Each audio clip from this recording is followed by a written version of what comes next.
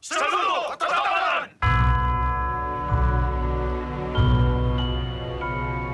Maya aminin ako, hindi ko talaga binalak maging kauna-unahang babaeng presidente ng South Korea.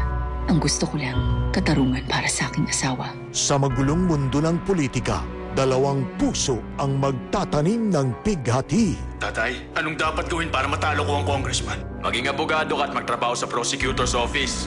Siguro ganun talaga umiikot ang lahat. Sa bawat pait ng iyong pinagdadaanan, mas nagiging makabuluhan ang pangarap.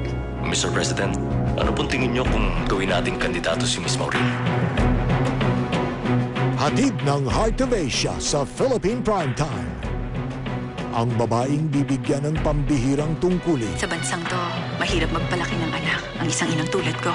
At pangalawang pagkakataon para magmahal ng wagas. Huwag kang mai-inlove sa akin. Lagot ka sa tatay mo pag pumatol ka sa biyudang may anak na. Sa Korean novelang humakot ng pinakamaraming parangal noong 2010. Ngayong Agosto, sama-sama nating subaybayan ang Big Thing. Grand premiere na sa telebabad ng GMA.